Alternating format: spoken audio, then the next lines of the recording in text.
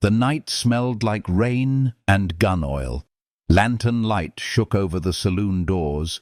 A piano clinked somewhere inside, thin as a vein of gold. Eli Mercer stepped from the shadowed boardwalk and stood in the street, boots sunk in dust that remembered every story. His coat was wet at the cuffs. The wind carried cold from the high ridge. It lifted a curl of smoke from the cigar gripped in the corner of Cade Riker's mouth. Men shuffled back from the street. Chairs scraped. The room went quiet, except for the piano falling silent in a crooked note. Eli felt the weight of every gaze. He did not look for it. He had brought it with him like weather.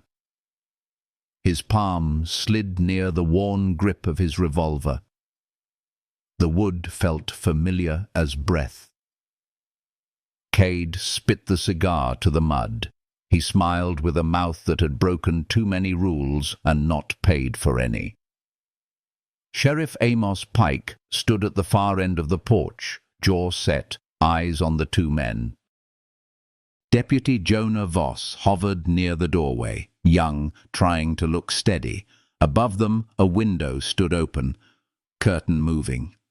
That was when Eli saw her. She was a silhouette first. Cool light against her cheek, a pale dress the color of winter sage. Wren Calder. He knew the name because this town spoke it soft, always with a note of wonder. She was the widow of a rancher who had died in early snow 2 winters past. She ran the feed store like a captain runs a stormed ship. She did not ask for help. The town offered anyway. She took only what was needed. Eli had never spoken to her. Still, he felt like her quiet had somehow touched him before this moment, the way moonlight touches water no one sees. Cade laughed. It was a rough sound. He tipped his hat in a mock salute. "You took my horse 3 days back, Mercer. Figure I should take something of yours in return. Your pride, maybe." Eli did not answer. The wind answered for him, rolling a dry creak through the sign chains. Lightning walked a distant ridge. In the afterglow, Eli saw Wren again, her hand curled on the sill. Her gaze slipped from Cade to Eli. It landed and stayed. A stillness opened inside him and scattered at once, like birds startled into sky. The sheriff lifted a hand. "Not here," he said. "Not tonight. We settle this in the morning, like men with sense." Cade shook his head. "My sense lies in my drawer." He turned his body a fraction. His shadow moved with the lamp. The street was long, but the space between the men had narrowed to a breath. Eli's heart tapped slow. He let his shoulders fall into that old, patient calm. The sound of Wren's window latch clicked. It came like a pin drop into a well. Eli heard it and did not look, but his mind did. He saw the shape of her, the slope of her collarbone caught in lamplight, the way the night touched her hair and made it darker at the ends. What he didn't know was how often she had looked down into this street and prayed it would not ask for blood again. Cade's fingers twitched. The world held its breath. Then steel flashed. Eli moved with the storm in his chest. There was no thought, only trained sight and the old clean line of motion. His revolver cleared leather. Cade's shot cracked the night like split timber. Eli's shot followed. 2 thunderclaps. Muzzle fire burned brief flowers into the dark. Cade staggered. He went to one knee. He cursed and fired again, wild. The second shot tore splinters from the hitching post near Eli's thigh. Eli stepped to the side. He could feel the heat of spent powder. His own second round went wide by a whisper. Men shouted. The piano screamed a broken chord. Sheriff Pike moved fast. Jonah grabbed Cade's arm. Cade swung at him and missed. His blood was black in the lamplight, slick over his shirt. He looked surprised to find it there. He tried to stand and could not. Eli lowered his gun. His breath left him slow. His hands remembered the after-tremor, quiet as the ripple after stone hits a pond. He holstered the Colt and listened for the storm's next line. It came from above. Wren's door opened onto the landing stair. She stepped down with a light that seemed to carry its own weather. The room made a path without meaning to. Men looked away as if a church bell had started to ring in their chests. She moved past Sheriff Pike and knelt by Cade with a clean cloth. "Let me see," she said. Her voice was low, careful. She pressed the cloth to Cade's side where Eli's bullet had cut a path. Cade hissed, but did not pull away. Wren's hands were steady. The smell of crushed soap came from the cloth. Eli felt it like a memory he had not made yet. She glanced up. For a breath, her gaze met Eli's. He felt the touch without the touch. It went straight through the dust and wind and the old armor he wore around his heart. Nothing in him was prepared for the simple truth of her eyes. It felt like standing near a fire that asked nothing except that you be warm. But then she whispered something he almost did not catch. It was not meant for him. It was meant for the man who was bleeding. "This could have killed you, Cade. Pride is a bad doctor." Cade tried to laugh. It turned into a cough. He looked past her toward Eli, hate burning like a dry fuse. "I will finish this," he said. The words came thick. "Another place, another night." Sheriff Pike cut in. "Another life, if I have any say." He jerked his head to Jonah. "Get him patched and locked. We will talk when his blood is in him again." Wren rose. The cloth was red. The color looked wrong against her skin. She turned, searching for water. Eli was already moving. He did not know why. He took the can from the barrel near the batwing doors and brought it to her. Their fingers brushed when she reached. The contact was brief. It was enough to show him the shape of what could be, heat and peace in the same breath. She did not pull away. "Thank you," she said. "You are welcome." Simple words. They sounded like something else in the quiet that followed. Each syllable seemed to carry a second life beneath it. Eli wanted to look away and could not. He saw a small scar near her wrist. He wondered where it came from.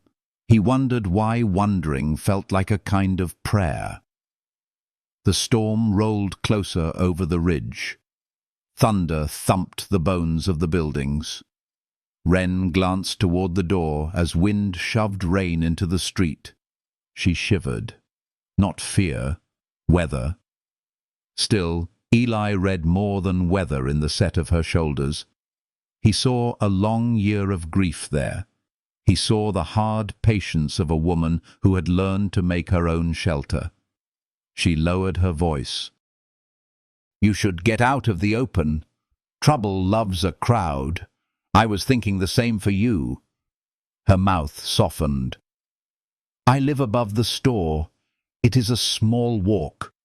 Cade will not try much until morning. The sheriff will see to that." Amos Pike was already steering Cade toward the jail. Jonah took the other side. The saloon doors flapped and settled. Conversations started back in pieces.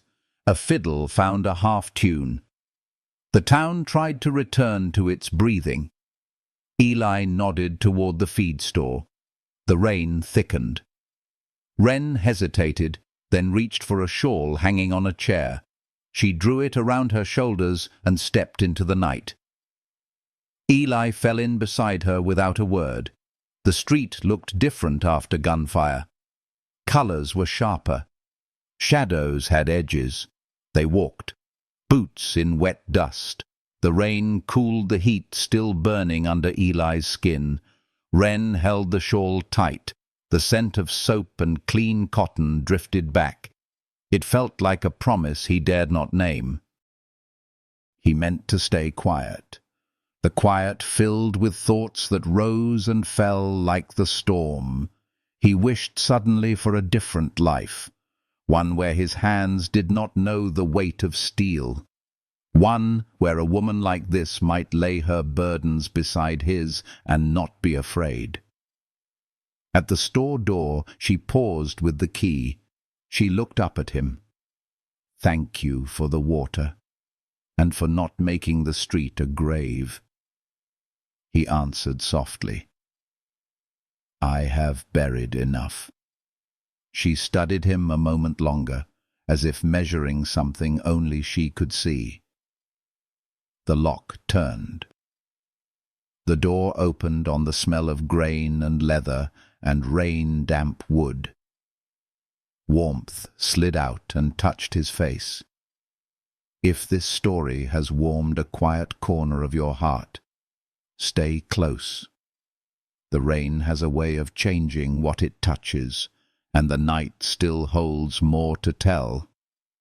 The rain came steady through the night, whispering against the feed store's tin roof like a secret only the desert could tell. Wren lit a single lamp inside.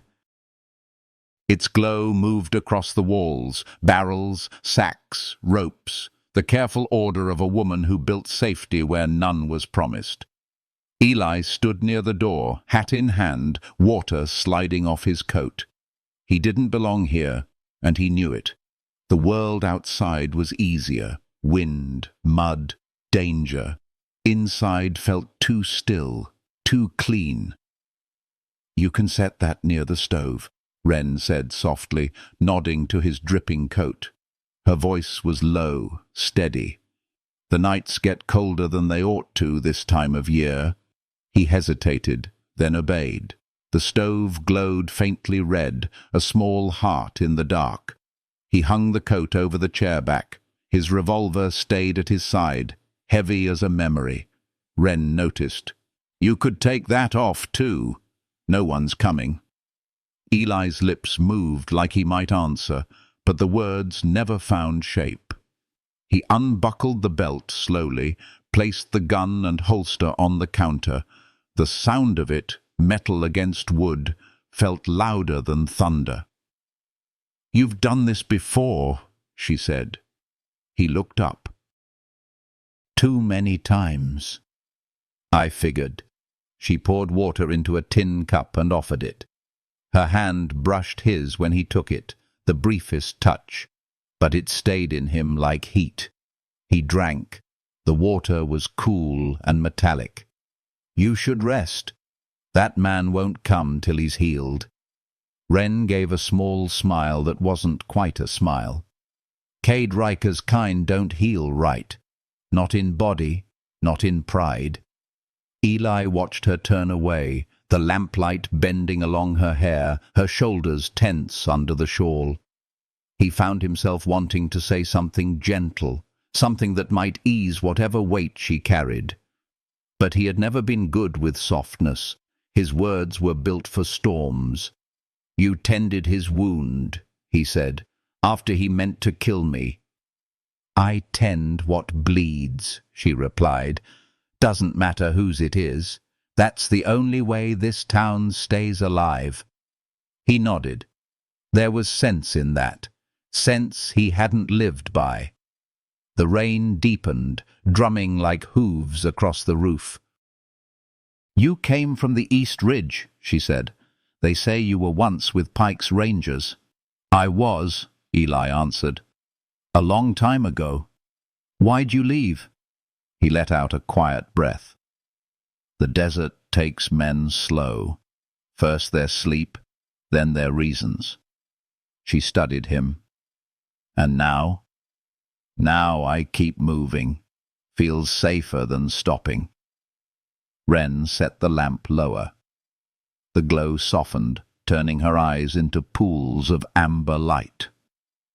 You could stop for a night, she said, just to let the rain do its work. Her words were simple, but they struck deep. For a moment, Eli imagined what it would be. To sleep without his gun beside him. To wake to something other than silence and dust. He almost said yes. Then lightning cracked outside, and the flash carved her silhouette in gold. Her face turned toward the window, her breath catching. A figure crossed the street, quick, hooded, moving toward the jailhouse. Eli's hand went to the holster out of habit, then stopped. The gun wasn't there. Wren saw it too. Jonah's supposed to be on watch, she whispered. He is, Eli said, already reaching for the Colt. Or he was.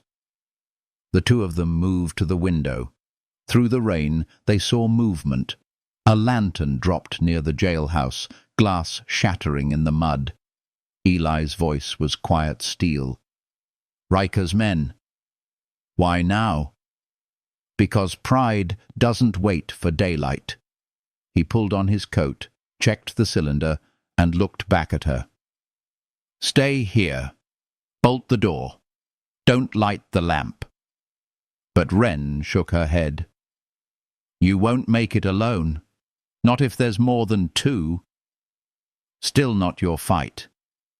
It became mine when they brought blood to my street. Her tone was soft but unshaken. It stirred something fierce and unfamiliar in him.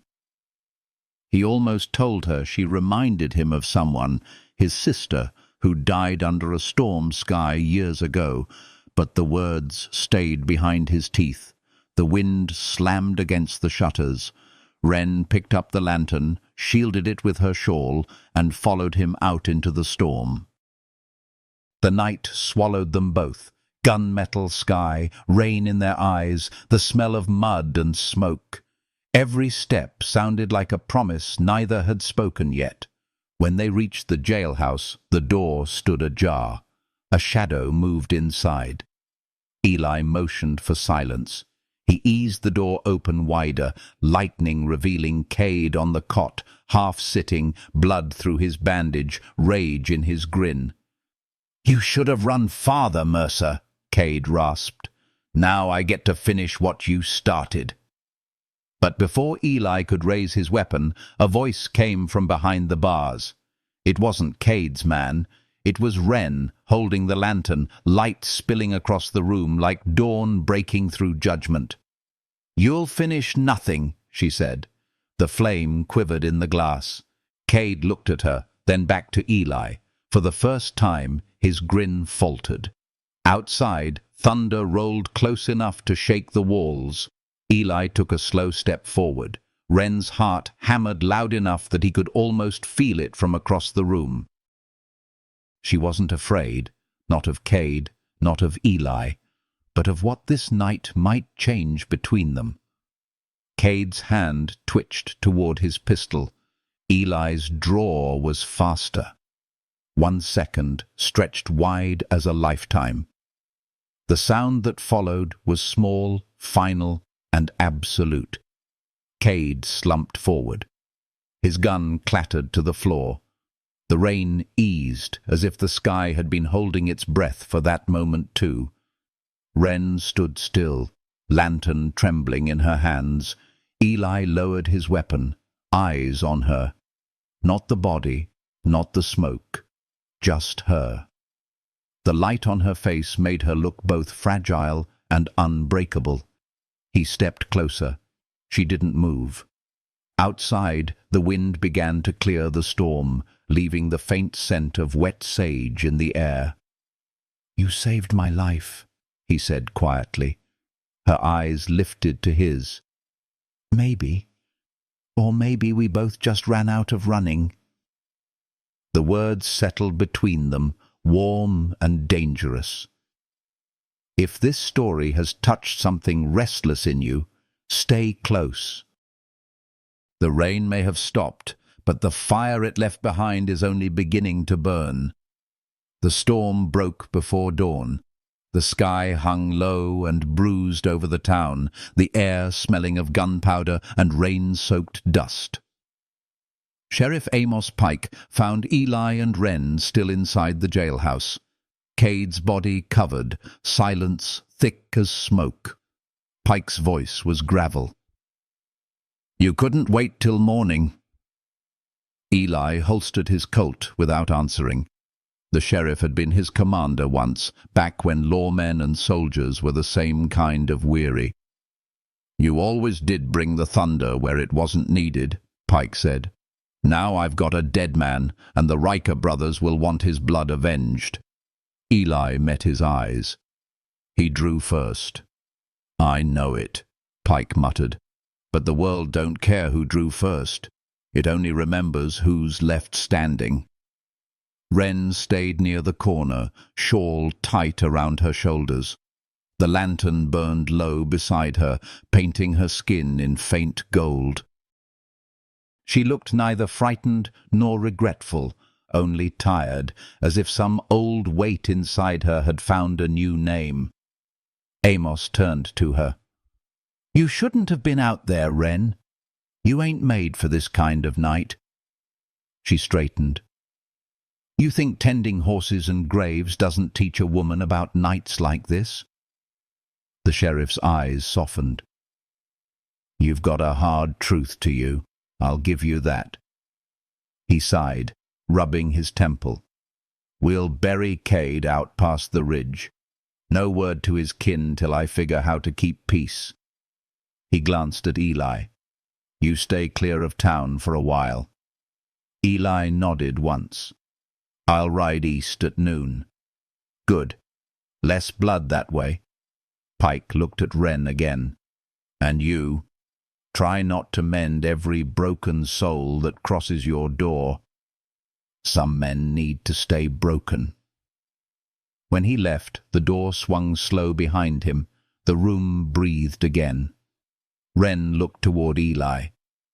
"You'll leave?" "I have to." "Because he said so?" "Because it's right," he answered. She studied him a long moment, the kind of look that stripped a man of his practiced silence. "And where will you go, Eli Mercer?" He shrugged. "Wherever trouble ain't." Her voice came quiet. "That place doesn't exist." He almost smiled. "Then maybe I'll find it anyway." She moved closer, fingers brushing the edge of the counter. "You could stay until the rain dries. No one would fault a man for waiting on dry ground." "I don't wait well," he said. "Maybe you've just never had reason to." The words found him like a slow wind through dry grass, soft, unhurried, but impossible to ignore. He looked at her, really looked. The lamplight made her eyes darker, her mouth pale. There was something dangerous in the quiet between them, a kind of peace that asked for surrender. "I shouldn't," he murmured. Her lips curved faintly. "You already are." The sound of horses outside broke the moment, hooves in wet dirt. Eli crossed to the window, scanning the street. 2 riders heading out, dust cloaked in morning mist, maybe Riker's kin already carrying word. "More will come," he said, "sooner than the sheriff thinks." "Then you'll need a place to hide," she replied, her tone calm, practical, as though offering him a meal. He turned to her. "You're not afraid?" "I've been afraid enough for a lifetime. It never kept me safe." The simplicity of it struck him harder than any sermon. He thought of her husband, dead 2 winters past, lungs taken by the cold, and how she'd kept his store alive, his name clean, her heart closed. Until last night. He stepped closer, near enough to see the faint line of a tear she hadn't let fall. His voice lowered. "If I stay, they might burn this town to find me. Then we'll face the smoke together," she said. He wanted to argue, but the look in her eyes stole the words. It wasn't foolishness. It was choice. Clear, certain, like a flame that knew the cost of burning. She reached for the lamp, turned the flame down till it was barely aglow. "You can rest in the back room," she said. "No one looks there. My husband used it for storing grain."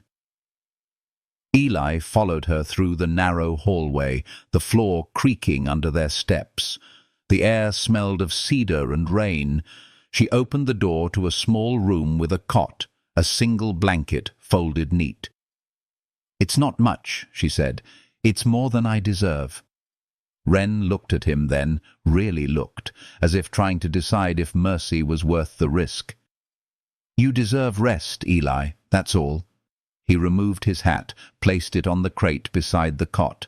The gesture felt oddly intimate, like laying down a piece of himself. "Thank you," he said quietly. She lingered at the doorway. The lamplight behind her framed her like a ghost caught between past and promise. "Sleep if you can," she whispered. "The sun will bring what it will." When she turned to leave, he almost reached for her hand. Almost. But the silence between them was too sacred to break yet. He lay back, eyes tracing the wooden beams above. The rhythm of rain slowed until it matched his heartbeat. He thought he'd forgotten what peace sounded like. Outside, Wren stood at the window, watching the sky lighten over the ridge. Her palms trembled, not from fear, but from the strange pull of something she hadn't felt in years. She told herself it was pity, but her heart knew better. The day broke, pale and uncertain, carrying with it the promise of another storm. One not made of thunder or rain, but of hearts too close to deny what they'd begun. If this story has stirred something quiet inside you, keep close. The dawn has only just begun to speak, and the desert still remembers what it saw last night. The desert dawn came soft and silver, a thin light spilling through the cracks in the feed store's walls. The storm had washed the town clean, but the silence that followed felt heavier than before, like the land itself was holding its breath. Eli woke to that silence. For the first time in years, he hadn't dreamed of gunfire. Only the sound of rain. Only her voice, low, steady, threaded through the dark like a lifeline. He sat up slowly. The cot creaked under his weight. His hat waited where he'd left it, beside the revolver he hadn't needed through the night. The smell of coffee drifted in from the front room. It was faint, warm, and achingly human. When he stepped into the store, Wren was already there, sleeves rolled up, hair tied loose. Morning light caught in her curls, turning them to bronze.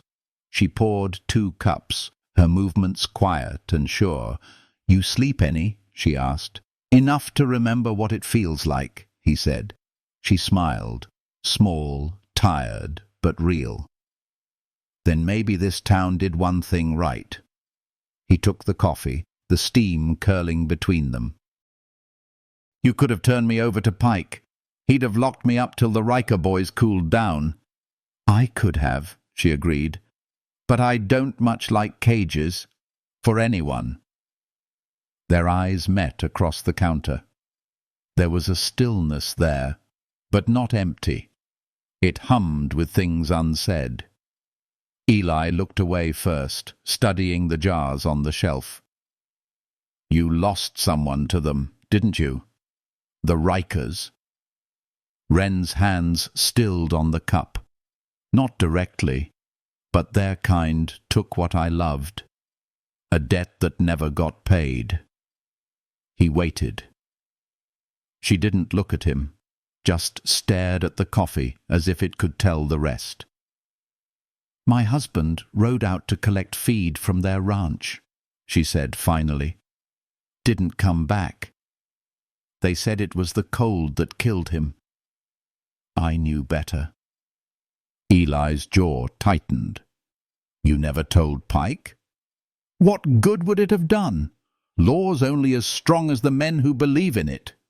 He nodded. He knew that truth too well. "So you stayed, built your walls, kept the world out." Her gaze lifted, sharp and sad, "Until you brought it back through my door." That hit deep. He set the cup down, his voice low. "If my being here makes things worse, I'll ride out today." Wren shook her head. "It's already worse. You leaving won't change that." The words landed like a confession neither meant to make. Outside, a horse neighed, startled. Wren turned toward the window, her breath catching. Eli crossed to the door, pulling it open a fraction. Dust hung in the air, still damp from rain. 2 riders were in the street. Not the sheriff, not anyone from town. They wore dark coats, hats low. "Riker's men," Eli said. Wren's hand gripped the edge of the counter. "They came faster than Pike thought." "Stay inside," Eli told her. "Bolt the back door. If they ask, you haven't seen me." She shook her head. "They won't believe that." "They know Cade came here after the fight." "Then I'll draw them off." Wren moved closer, her voice fierce and trembling. "And get yourself killed. That's not helping anyone." He almost smiled at her anger. "You sound like someone who's done this before." "I sound like someone who's tired of burying good men," she said. Her words stopped him cold. He looked at her then, really looked.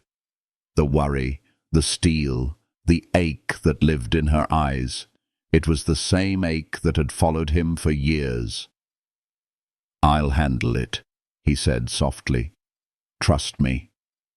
Her reply came quiet, but certain. "I already do." That truth sank into him deeper than any bullet could. He stepped out before he could think better of it. The morning air was sharp, smelling of wet earth and gun oil. The 2 men reined in near the hitching post, scanning the storefronts. "Mercer," one of them called. "Sheriff says you're gone. We don't believe him." Eli didn't answer. He moved slow, deliberate, until he stood in the open street again, the same stretch of dirt where blood had darkened the night before. "You can ride on," he said, voice even. "No one needs to die today." The taller man spat in the dust. "Our brother's dead. You'll answer for that." The other drew first. Eli dropped behind a trough, his Colt already out. The air cracked with fire. Wood splintered. Horses screamed. Wren flinched at the first shot. She ran to the door despite herself, peering through the crack. Eli's shape blurred in the rising dust, a shadow against the glare of the sun breaking through the clouds. He moved like he'd been born for this. Calm, precise, deadly. One man fell, clutching his shoulder. The other fired wild, grazing Eli's arm. He didn't stop. His shot took the man's gun clean from his hand. Then it was over. Just wind, just silence. Eli stood there, chest rising slow, blood trailing down his sleeve. He looked toward the store, toward her. And for a heartbeat, it wasn't gunfire between them anymore. It was something raw, quieter, infinitely more dangerous. Wren pushed the door open, running to him before he could speak. "You're bleeding." "It's nothing," he said, but the wince betrayed him. "Don't tell me what's nothing." She pressed her hand to the wound, warm and trembling. The touch made him forget everything, the pain, the threat, even the sky. Their eyes met, closer than they should have been. Rainwater still clung to her lashes. Her breath touched his cheek. The world went very still. He whispered, "You should let go." "I can't," she said. The words were quiet, dangerous, true. If this story has lit a spark beneath your skin, don't step away just yet. The fire's only finding its breath, and the heart of the storm still waits ahead. The sun climbed higher, hard and white, burning the night's softness away. Dust shimmered in the empty street, and smoke from the gunfight still hung low like a ghost unwilling to leave. Wren helped Eli back inside the feed store. His arm bled steady but clean, no deep wound, just a groove along the skin.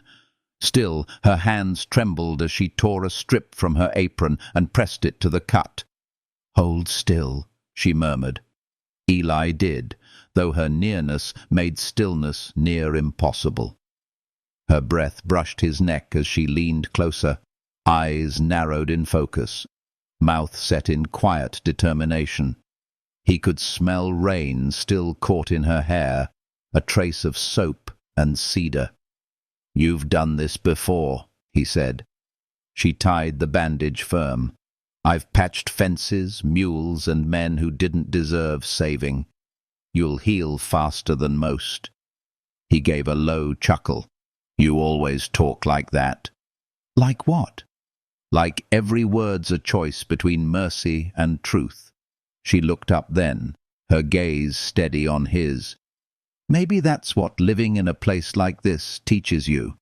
He nodded. The silence between them thickened. Not awkward, just full, heavy with everything neither had learned how to say. Outside, boots scuffed against the boardwalk. A voice called for the sheriff. Then another shouted orders. Wren froze, eyes wide. Eli turned toward the window, muscles tensing. "Pike's men?" "No," she said, voice low. "Listen." Through the glass, they could hear it. Different boots, too many of them, marching in rhythm, not locals. "Riker's brothers," Eli said under his breath. "He had more than I knew." Wren looked toward the back door. "There's a wagon path behind the store. Leads out toward the wash. You can take it before they search." He shook his head. "They'll burn this place down if they think you helped me. They'll do worse if they find you here." He moved closer, close enough to see the pulse beating fast at her throat. "You'll say I forced my way in, that I left before dawn." Her jaw tightened. "I'm not lying for you. I'm not asking you to. I'm trying to keep you alive." She took a slow breath, then said softly, "Maybe I don't want safe anymore." Her words hit him harder than the bullet had. Something in her eyes, tired, brave, blazing, told him this wasn't recklessness. It was surrender to a truth too long caged. Eli's voice dropped. "You don't know what you're saying." "Yes, I do." He stepped back, but she followed. The space between them vanished like mist in sunlight. The tension that had simmered since the first shot now burned steady, unhidden. "You should hate me," he said, "for bringing this here." Her hand lifted, brushed his jaw, just a whisper of touch, but it silenced every warning in his blood. "I tried," she said. "I failed." The air thickened. Dust motes drifted like slow snow through the morning light. He could hear his heartbeat, heavy as thunder. He reached for her wrist, meaning to push her hand away, but his fingers stayed. Her skin was warm, pulse racing beneath it. "You don't want this," he said. Wren's gaze didn't waver. "You're wrong." And before he could think, she rose on her toes and kissed him. It wasn't soft. It was fire meeting rain, a collision born from fear and longing and the ache of surviving too long alone. His hands found her waist. Hers curled into his shirt, pulling him closer. The world outside, the shouting, the boots, the threat, fell away until there was nothing but breath and skin and the quiet breaking of two guarded hearts. When she finally pulled back, the air between them trembled. Her voice was unsteady. "Now you know." Eli's breath came slow, heavy. "You shouldn't have done that." "Maybe not," she said. "But I've spent too long wishing for things I was too afraid to touch." He looked at her, this woman who'd faced storms, death and loneliness, and still had enough fire left to choose him. "You'll regret it." "Then let me," she whispered. Outside, the voices grew closer. The moment shattered, replaced by urgency. Eli moved to the window, checking the street. Riders dismounted near the sheriff's office. "They're searching the town," he said. "You still have that back path?" "Yes." "Show me." She grabbed a small satchel and led him through the narrow rear hall. The smell of hay and rain lingered in the air. She stopped by the door, turning the key with shaking fingers. "Head east along the wash. The hills will cover you." He turned to her. "And you?" "I'll tell Pike I never saw you." He hesitated, eyes dark with something between gratitude and grief. "If they hurt you—" "They won't," she said quickly. "They'll see a widow with too much to lose. They'll look right past me." He wanted to believe her. He wanted to promise he'd come back, but promises were for men who had futures. He wasn't sure he did. Instead, he brushed his thumb over her hand, the briefest touch. "Thank you, Wren." She smiled faintly. "Don't thank me. Just don't die." He almost said her name again, just to feel it in his mouth, but the sound of approaching hooves cut through the air. Eli slipped out into the grey morning, the door closing soft behind him. The desert stretched wide and waiting, every shadow holding danger. Inside, Wren stood still for a long time, one hand pressed to her lips where the taste of him lingered. Outside, thunder rolled far off in the distance. Too faint to be weather, too near to be forgotten. If this story has left your heart beating a little faster, don't stray too far. The road east winds through more than dust and danger, and love once sparked never truly hides. The road east wound like a scar through the desert. Eli rode hard beneath the pale noon sun, the wash cracked and gleaming where the storm had dried. His arm throbbed where Wren's bandage held tight, the fabric already stained with blood and memory. He didn't look back. Not yet. Each mile carried the sound of her voice, the warmth of her touch, the taste of that single, dangerous kiss. It wasn't supposed to happen. He'd spent a lifetime running from everything tender. Tenderness got men killed faster than bullets. But now it followed him like a heartbeat he couldn't quiet. By dusk, he reached a line of cottonwoods near a shallow creek. He dismounted, filled his canteen, and let his horse breathe. The water shimmered copper in the falling light, The air smelled of sage and distant smoke. Smoke. He froze, eyes narrowing toward the horizon. A thin black column rose over the ridge, too dark for a campfire. His gut turned cold. He mounted fast, heels to the flank, riding hard back the way he came. In town, the feed store stood silent. The smell of ash floated through the streets. Sheriff Pike's voice barked orders near the well, men hauling buckets toward a smoking roof. Wren's roof. Eli reined in, heart pounding.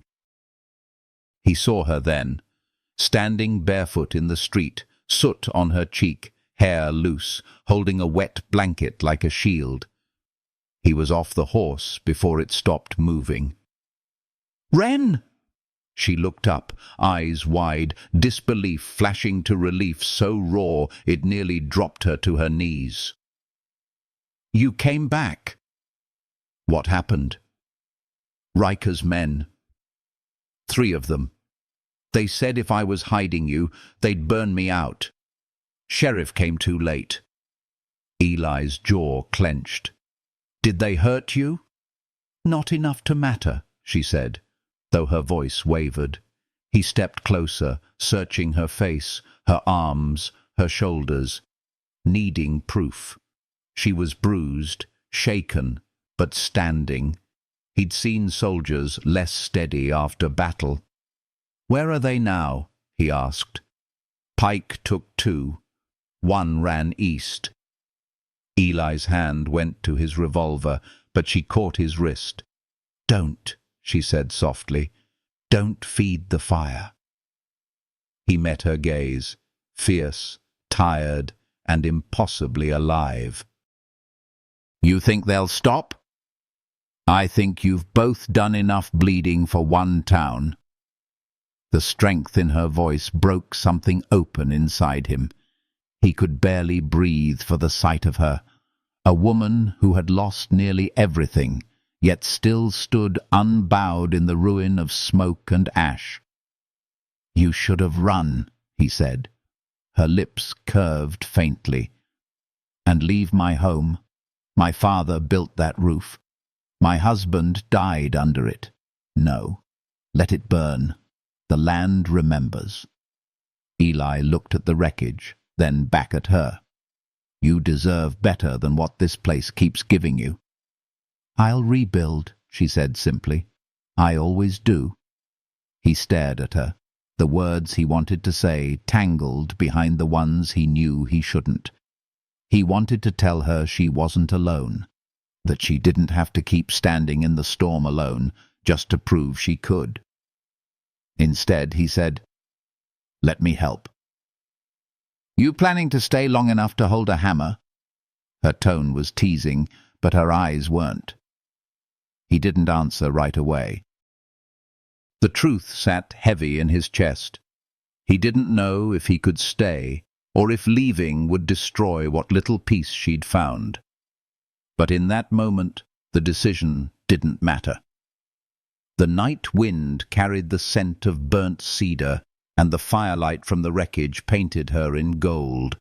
He took the hammer from the ground, turned it once in his hand, and said, "Point me to the boards." Wren blinked, surprised, maybe even shaken. But then she smiled, small and slow, the kind of smile that slipped past all defenses. "You're stubborn," she said. "Only when I find something worth fighting for."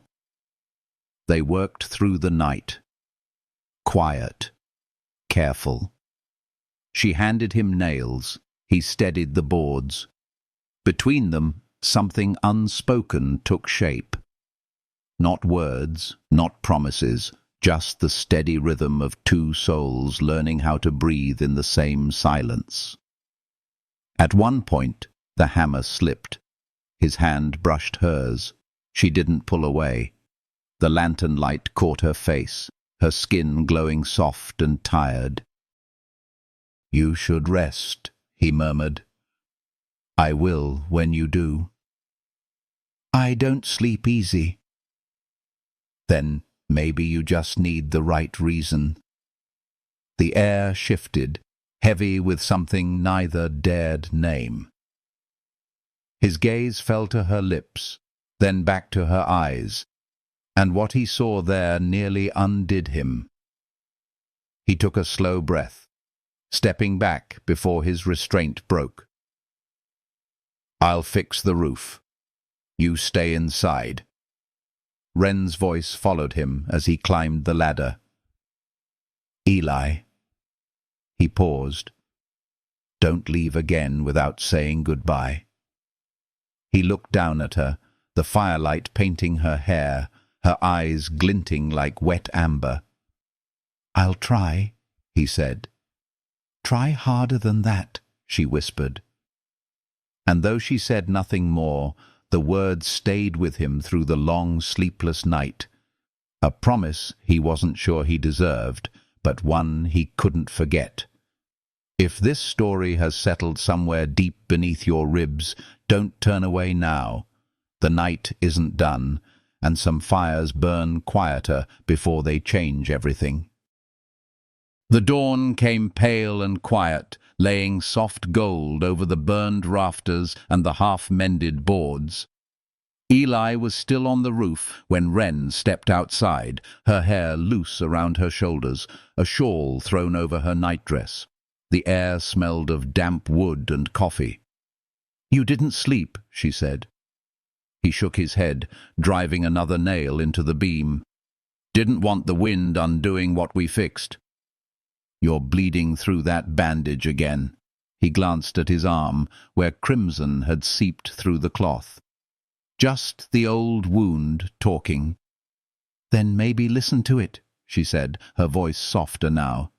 It's telling you you're still human. Eli climbed down, boots sliding against the ladder. When he reached the ground, she was waiting with a cup of coffee. He took it, their fingers brushing just long enough for warmth to pass between them. You plan to rebuild all this? He asked. As much as I can, she said. The rest will be memory. Some things are better left as scars. He looked at her, really looked, and for the first time he saw not just strength, but weariness, the kind that comes from holding the world together too long without a hand to steady it. You shouldn't have to do it alone, he said quietly. Wren met his gaze. You planning to stay then? The question hit him square. He had no answer ready. The desert didn't raise men to belong anywhere. Every time he'd tried, the world had taken that place away. I don't know, he said finally. Every time I build something, it burns. She smiled faintly, eyes glinting in the morning light. Then maybe it's time you built with someone who won't let it. Before he could answer, hoofbeats echoed down the main road. Sheriff Pike rode up, dust trailing behind him. His face was drawn, his voice sharp. Mercer, we need to talk. Eli set the cup down.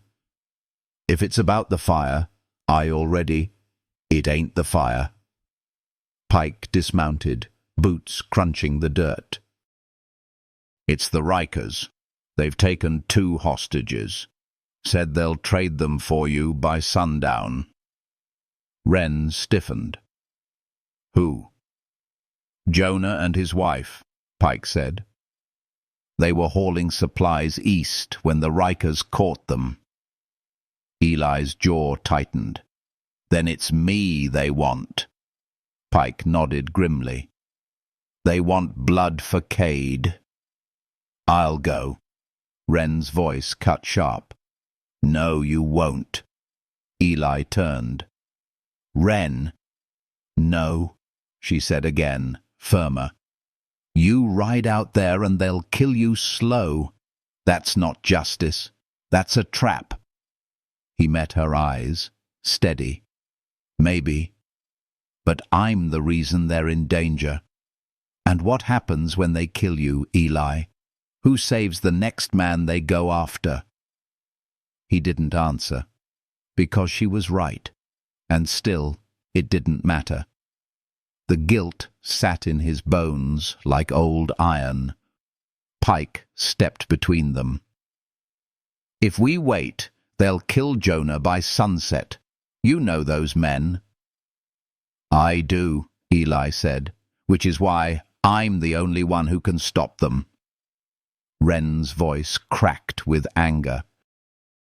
"And what do you expect me to do? Stand here and watch another man I care about die?" The word hung there between them. Care. It silenced even the sheriff. Eli's eyes softened. "You care?" Her breath shuddered. "Don't make me say it." He reached out, brushed a strand of hair from her face. His fingers trembled, just enough for her to feel it. "You already did." For a long moment there was nothing. No sound, no wind, just the low hum of their breathing. Then he leaned forward, pressing his forehead to hers. It wasn't a kiss, not yet. Just a quiet surrender, like two storms recognizing each other. "I have to go," he whispered. Her voice broke. "Then let me come." He pulled back, eyes shadowed. "If I take you there, I won't come back. I'll spend every second trying to keep you alive. You think I can't handle danger? I think I couldn't live if danger took you." That silenced her. Her throat worked, but no sound came. Finally she nodded once, sharp and trembling. "Then promise me you'll come back, no matter what." Eli hesitated. "You know I can't make promises like that." "Then lie to me," she whispered. He exhaled slow. "All right. I'll come back." It was a lie dressed in truth, and they both knew it. Sheriff Pike cleared his throat. "We ride in an hour. I'll have 2 men follow behind." Eli nodded, stepping toward his horse. Wren caught his hand. "You'll need this," she said, pressing something small into his palm, her husband's pocket watch, old and silver, the chain broken.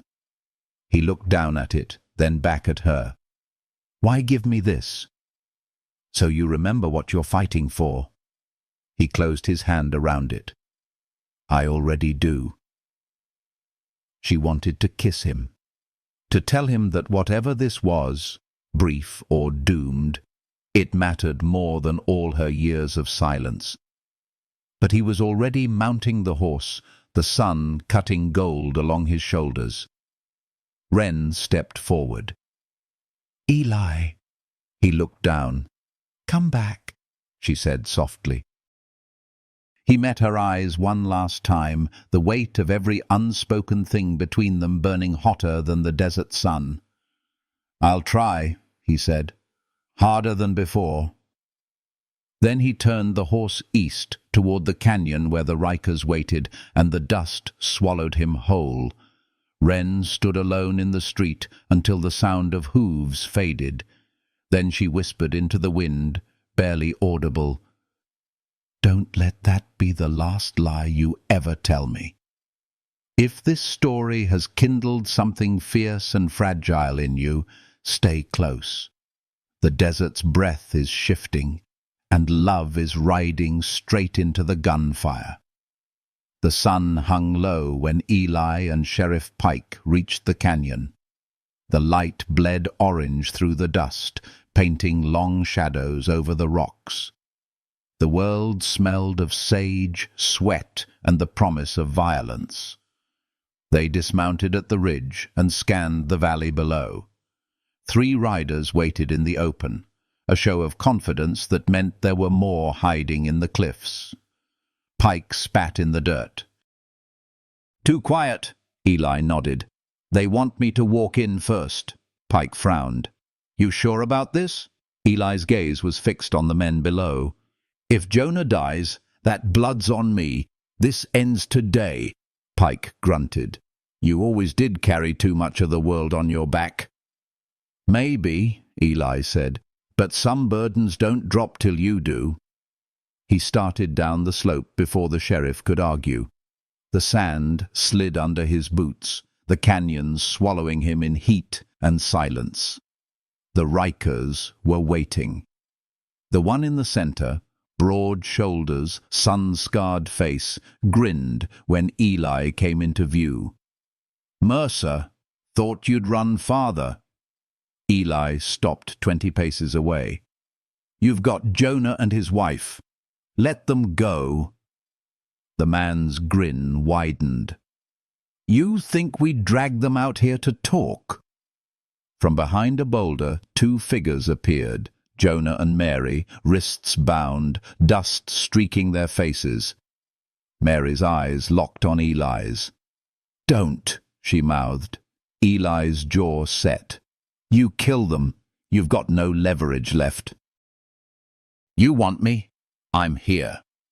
The leader, Tobias Riker by the look of him, tilted his head. Oh, we want you all right, but we also want your message carved deep enough this land remembers. He drew his pistol. Eli's world narrowed to that single motion, wind in his ears, the weight of his gun at his side, the faint glint of the pocket watch in his palm, a flash of silver, Wren's face in his mind, her voice whispering, "Come back." The first shot broke the air. Eli dove sideways, the bullet tearing dust where his head had been.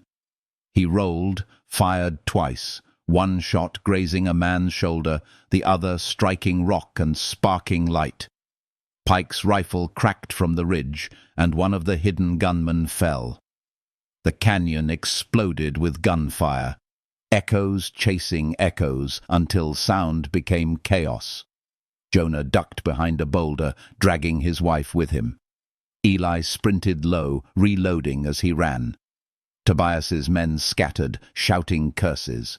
The smell of gunpowder stung the air. Then a bullet caught Eli high in the ribs.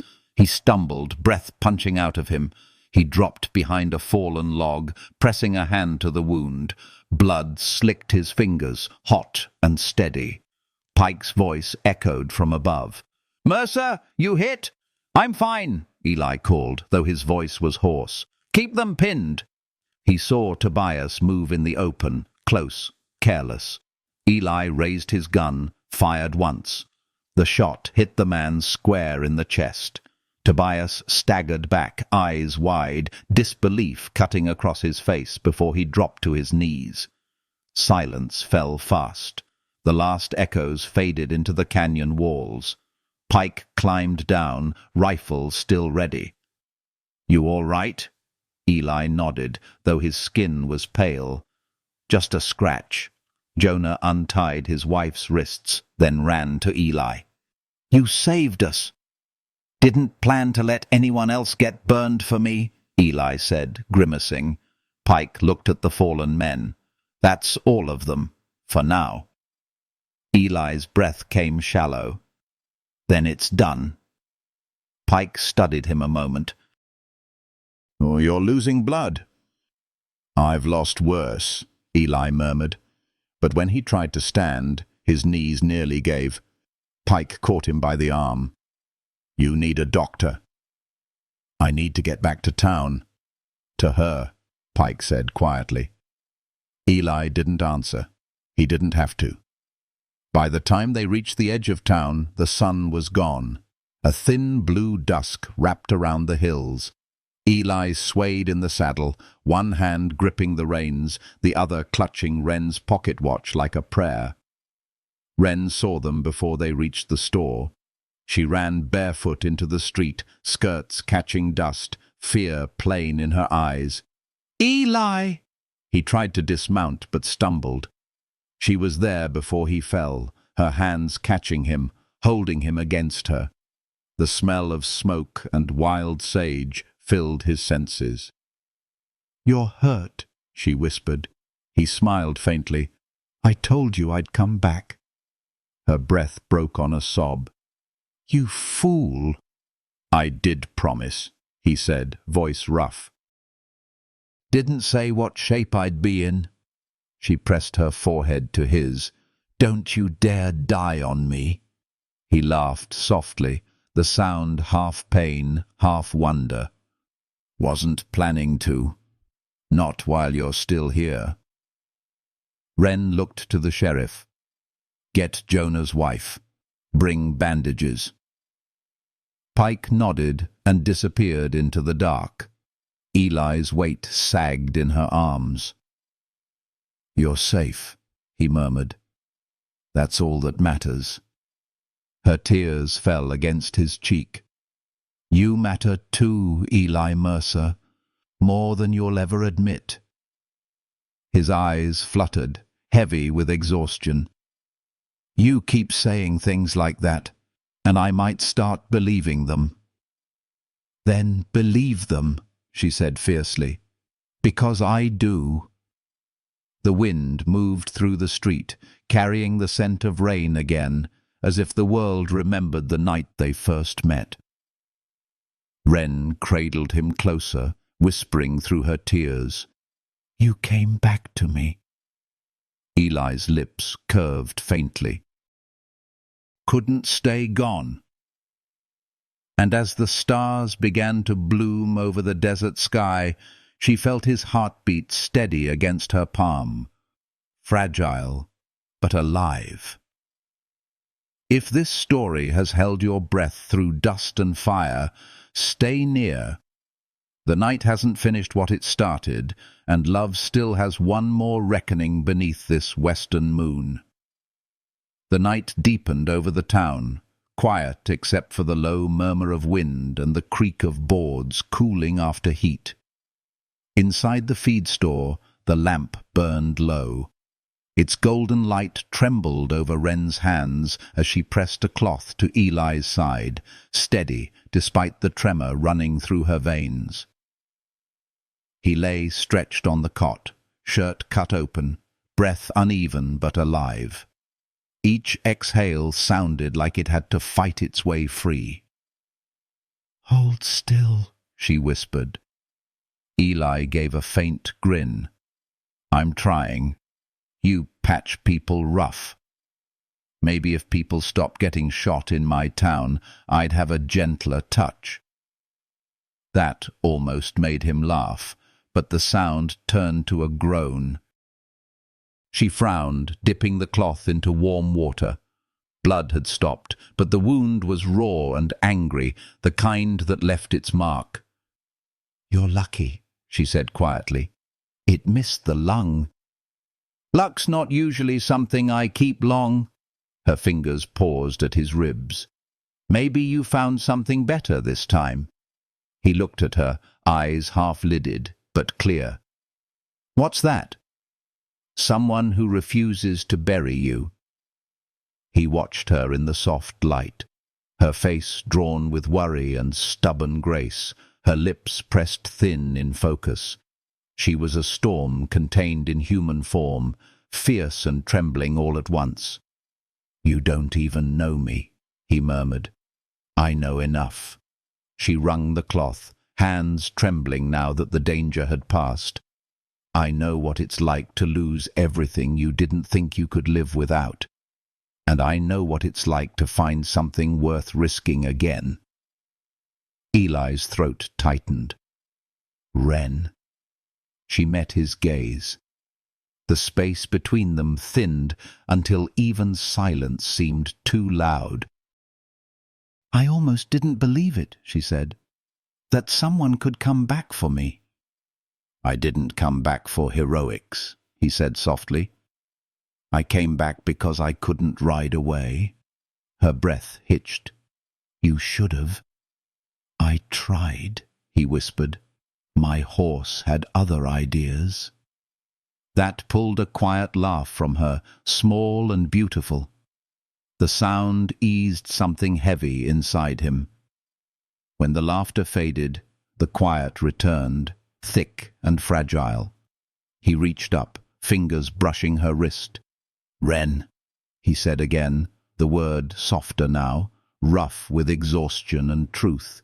She didn't move, didn't pull away. "I've spent half my life running from ghosts," he said. "Turns out all they ever wanted was to lead me here." Her breath trembled. To me? To something that felt real. The lamp flickered, shadows shifting over the walls. Her hand slid into his, and the world shrank to the warmth between their palms. His thumb traced the edge of her skin, slow, reverent. "Don't make promises you can't keep," she said.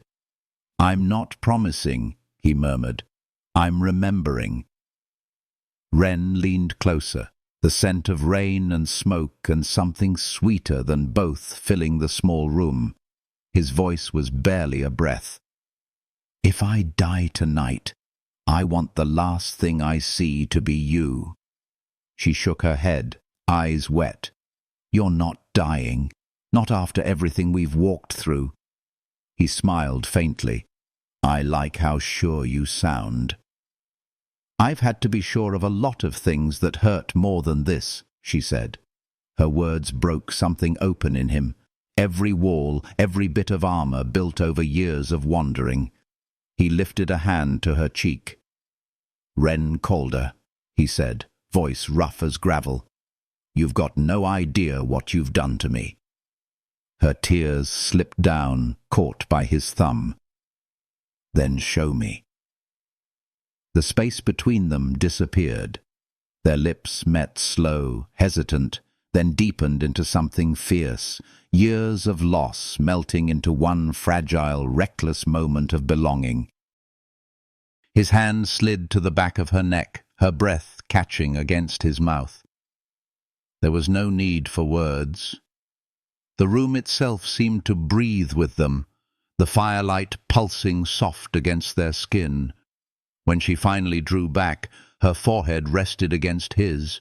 Both were trembling, one from pain, the other from everything that wasn't pain anymore. "I shouldn't have let this happen," she whispered. He smiled faintly. "Then why does it feel like the first thing that's ever been right?" Her fingers traced the edge of his jaw. "Because maybe it is." They stayed that way for a long while, breathing in rhythm, the storm outside gone, the silence between them deeper than words. Sheriff Pike's boots broke the stillness. He stopped at the doorway, hat in hand. "Sorry to interrupt." Wren pulled back slightly, cheeks flushed. "How bad is it?" "Riker's men are gone," Pike said. "Tobias won't be troubling anyone again, but his cousins are gathering down south. Might come looking for revenge." Eli's voice was quiet. "Then this town's still not safe?" Pike nodded.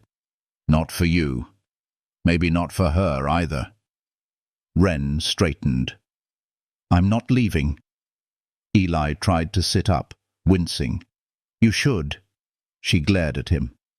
"Don't you dare tell me to run from my own home." Pike sighed. "She's got your fire, Mercer. Maybe more." Wren turned to him. "Then we fight. Together." The sheriff gave a low whistle. "You sure about that?" Her voice didn't shake. "I've never been more sure of anything." He looked at them both, then nodded slowly. "Sun up. We'll make plans. Rest while you can." When the door closed again, Eli looked up at her. "You just signed yourself up for a war." She smiled faintly. "I already fought one. This time I'm not fighting alone." He took her hand again, his pulse weak but steady. "You think we can really win?" Her voice softened. "We don't have to win. We just have to live." Outside, the desert night breathed quiet and endless. And inside, two wounded souls found the smallest piece of peace, fragile as dawn, but real enough to hold. If this story has touched something tender inside you, stay close. The sun's not up yet, and the heart of this tale still has one last sunrise to keep. Dawn rose slow over the frontier, a thin gold blade cutting through the mist that clung to the town. The ashes of yesterday's fire still smoked in the corners of the street, curling into the pale sky like the last memory of something that refused to die. Inside the feed store, Eli woke to the smell of coffee and wood smoke. His ribs ached, his shoulder burned, but he was alive, more alive than he remembered feeling in years. Wren was by the stove, hair tangled from sleep, wrapped in his coat. The sight stole the breath from his chest more than any bullet could. She turned when she heard him stir. "You shouldn't be up," she said softly. "Been hearing that my whole life." He smiled faintly. She carried the tin cup to him. "But you earned this one." He took it, their fingers brushing, lingering longer than necessary. "You didn't sleep either," he said. "Couldn't," she admitted. "The sheriff came by before sunrise. Said he's riding south to warn the ranchers. The Rikers won't come tonight, but they'll come soon." Eli nodded. "Then I should ride before they do. The farther I am, the safer you'll be." Her face changed. Fear, then anger, then something quieter. "Don't do that, Eli. Don't turn this into goodbye." "It's not goodbye," he said, though they both knew it was a lie. "It's keeping you alive." Wren's voice trembled. "Alive isn't enough. Not if it means going back to empty." He set the cup aside, his hand finding hers. "You think I want to leave?" "I think you're afraid to stay." That hit deeper than he expected. He looked away, jaw tight. "Every time I stayed somewhere, the world burned it down." "Don't want to curse this place too." She took his face in both hands, forcing him to look at her. "You didn't bring the fire, Eli. You fought it. You saved us." He exhaled, eyes closing as if her touch itself was a prayer. "You make it sound like I'm worth saving." "You are," she whispered, "and you don't have to prove it any more." The words undid him. He leaned forward, forehead resting against hers. The quiet between them wasn't empty this time. It was full, alive, trembling with the weight of what they'd both lost and found. Outside, the wind shifted, carrying the scent of rain again. Somewhere far off, thunder muttered over the hills, gentle this time, like an echo from a different life. Eli opened his eyes. "What if I stayed?" Wren froze. "You mean it?" "I don't know how," he admitted, "but I'm tired of running from places that feel like peace." Her hands slipped down to his chest, over the bandage she'd tied. "Then stay until you learn." He kissed her. Slow this time, tender, unhurried, the kind of kiss that spoke in promises too quiet to say aloud. The morning light crept through the window, laying gold across their faces. When they parted, she smiled. "Looks like the storm finally passed." Eli glanced toward the window, watching the clouds drift apart. "No," he said softly. "It's just learned to rest a while." They spent the morning rebuilding what they could. Boards, fences, shelves. Each hammer strike was a small defiance, each shared glance a vow. The sheriff rode by at noon, tipping his hat but saying nothing. Some things didn't need words. By evening, the town was quiet again. Wren stood on the porch, the horizon burning orange and violet. Eli stepped beside her, the pocket watch glinting in his hand. He opened it. The second hand still ticked, faint but steady. He smiled. "Guess it still works." "Maybe it always did," she said. "You just needed to stop long enough to hear it." He looked at her, the woman who'd seen him broken, bleeding, and still saw more than ruin. "You sure you're not afraid of me staying?"